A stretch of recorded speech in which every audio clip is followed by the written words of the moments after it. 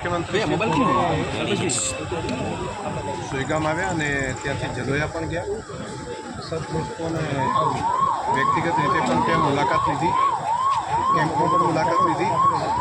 હજુ અહીંથી થરાદ જશે. ગામોની મુલાકાત લીધા પછી વાવની એક મિટિંગ થશે અને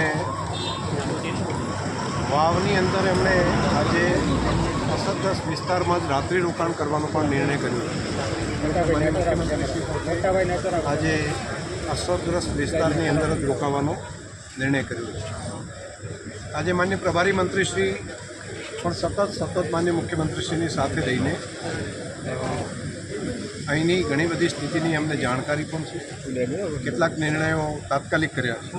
એમાંનો એક નિર્ણય એ કર્યો છે કે પશુ માટે તાત્કાલિક ઘાસ લાવીને સૂકું ઘાસ ગવર્મેન્ટનું એ અસરગ્રસ્ત વિસ્તારના પશુઓ સુધી પહોંચે એના માટેની તાત્કાલિક સૂચનાઓ માન્ય મુખ્યમંત્રીશ્રીએ આપી છે.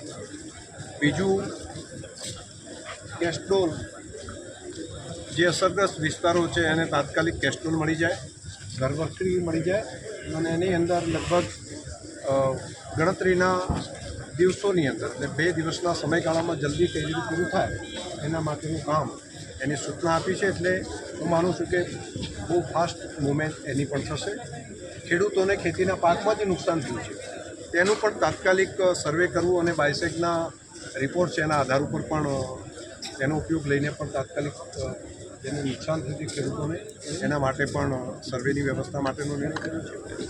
જેમને ગાય ભેંસ મૃત્યુ પામ્યા, પશુ મૃત્યુ પામ્યા હોય તો એનું તાત્કાલિક સ્થળ ઉપર જ ત્યાં ફોટો પાડીને ડૉક્ટરની હાજરીમાં જે માલિકનો ફોટો અને પશુનો ફોટો પાડી અને તેને પણ સરકારની સહાય અપાવી.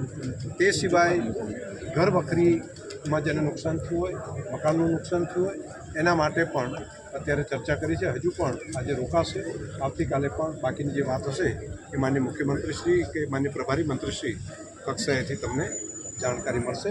પણ હું આભાર માનું છું માન્ય પ્રભારી મંત્રીશ્રી, માન્ય મુખ્યમંત્રીશ્રીનો કે એમણે સતત અહીં આવીને પૂરી અધિકારીઓની ટીમ આ મુશ્કેલીના સમયમાં આ સરહદી વિસ્તારને આપણને આવીને મદદ કરી.